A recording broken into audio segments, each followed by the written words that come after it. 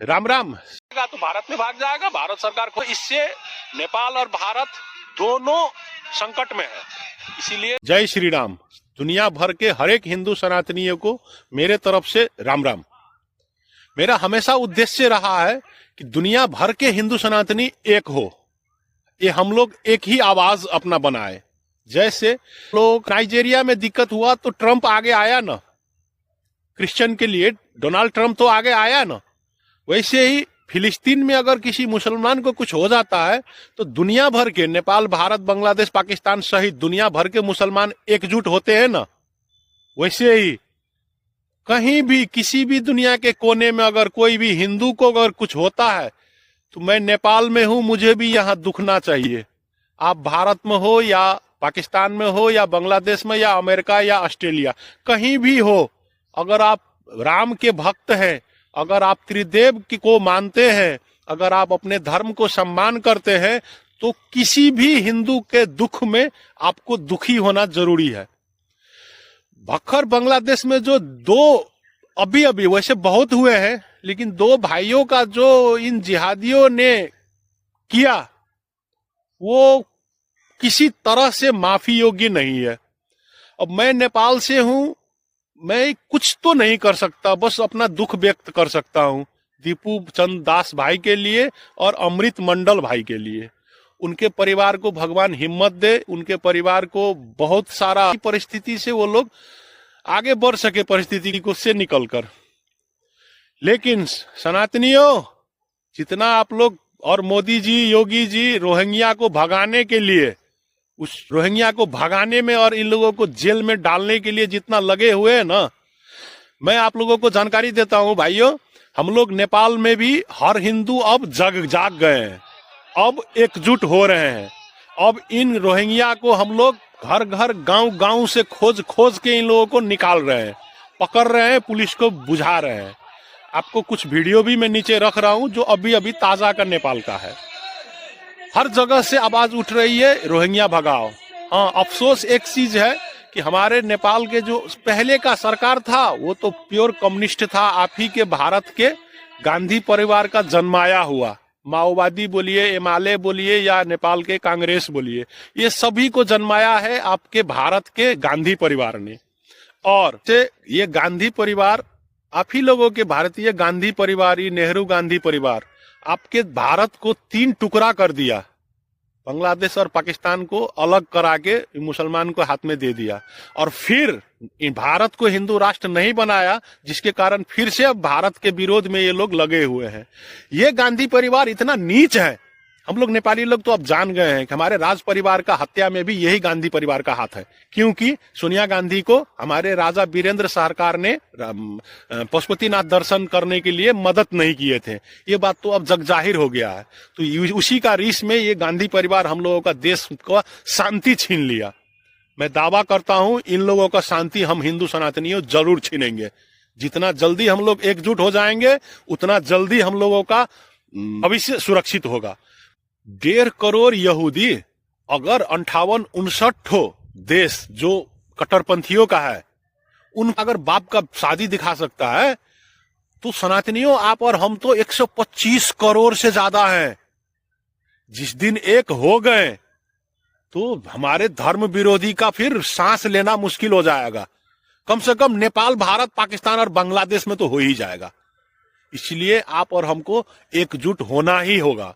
आप और हमको अपना ताकत को पहचानना होगा। सिर्फ 1.5-2 करोड़ यहूदी अगर इन सब को पानी पिला सकते हैं तो हम लोग तो 125 करोड़ से ज्यादा हैं। हम लोग तो इन लोगों को क्या नहीं कर सकते हैं जो हमारे देश और हमारे धर्म के विरोधी षड्यंत्र करेंगे। उन लोगों को तो बाजा बजा सकते हैं हम लोग। बस एक होना है सनातनियों। मैं नेपाल के और भारत के तथा दुनिया के हर एक सनातनियों को बोलता हूं, आप लोग पार्टी में, जाति में, कोई भी जात में विभाजित ना होके एकजुट रहिए, तभी आप और हम सुरक्षित रह पाएंगे। अभी भी इन लोगों का एक ही मनसाय है, मोदी विरोध करके नेपाल में नेपाली हिंदुओं को हमेशा से एक ही इन लोगों का कि नेपाली हिंदुओं को दुनिया के हिंदुओं से अलग करके रखा जाए और नेपाल में हमेशा ये जिहादियों को देश सौंपी दिया जाए या कम्युनिस्ट ही राज करे। लेकिन अब इन लोगों का ये माओवादी, एमआलए, कांग्रेस, जो भी नेपाली के राजनीतिक दल है, इन सब का भंडाफोड़ हो गया है। अब जेनजी आंदोलन के बाद इनको कोई घास डालने वाला नहीं है और सबको पता चल गया है कि ये नेपाल के हिंदुओं को अलग करके ये सिर्फ राज करना चाहते थे। भारत विरोधी इतना ज्यादा ये लोग फैलाया नेपाल में कि बहुत सारे मनोरोगी हो गए।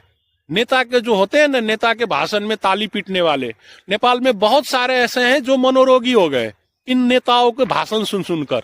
लगा पता नहीं क्या कर डालेंगे, स्विट्जरलैंड बना देंगे नेपाल को, बोला था प्रचंड माओवादी का नेता।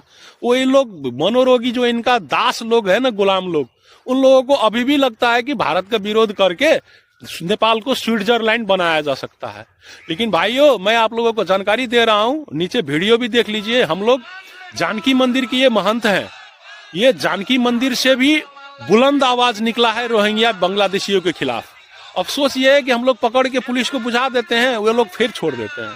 तो भाइयों, इससे नेपाल और भारत दोनों संकट में है।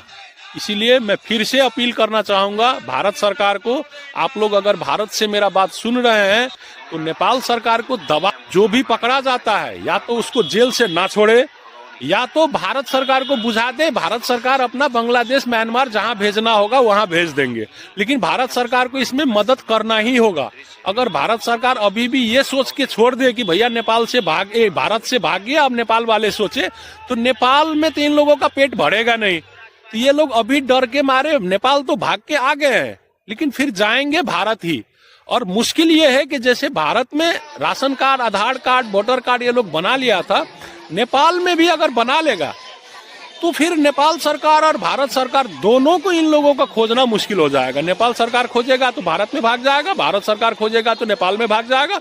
दोनों जगह के इन लोगों के पास नागरिकता है, क्योंकि हमारे नेपाल की कम्युनिस्ट सरकार इससे पहले जो भी था वो नागरिकता को इतना आसानी बना दिया है घुसपैठियों के लिए कि 2 दिन में इन लोगों का नागरिकता बन जाएगा। हाँ, नेपालियों के लिए नागरिकता बनाना अभी भी मुश्किल है, लेकिन रोहिंग्या, बांग्लादेशी, घुसपैठिया, बाहरी विदेशी को नागरिकता तो तुरंत बना देते हैं ये लोग। ऐसा संविधान बना दिया है उनका।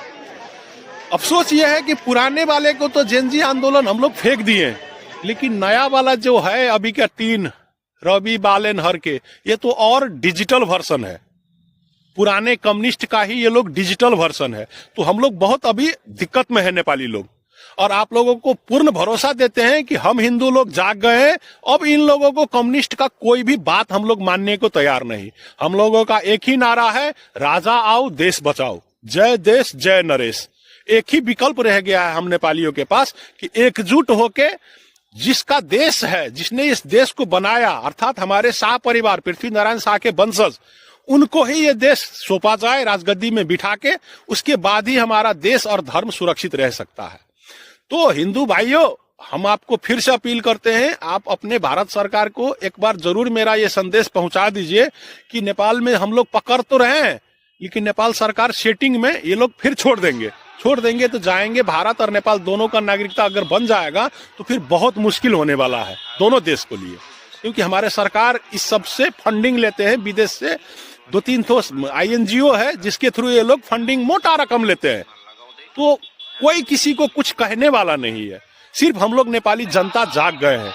हर हिंदू अब एकजुट हो रहे हैं, इन लोगों को पकड़ के मार के भगा भी रहे हैं। तो इसमें सारा अब समय आ गया है। जैसे फिलिस्तीन के मुसलमान को कुछ होता है तो दुनिया भर का मुसलमान एकजुट होता है, दुख मनाता है। जैसे नाइजीरिया का क्रिश्चियन का कुछ होता है तो डोनाल्ड ट्रंप सहित दुनिया भर का क्रिश्चियन एकजुट हो जाते हैं। वैसे ही टीपू चंद दास भाई के कारण ही सही अब दुनिया भर के हिंदू सनातनियों को एक होना ही पड़ेगा और एक साथ होके बोलना पड़ेगा, जय सनातन धर्म, जय श्री राम। मैं नेपाली हूं, इसलिए मेरा पहला कर्तव्य है जय मातृभूमि, हिंदू राष्ट्र नेपाल का जय हो, जय सनातन धर्म।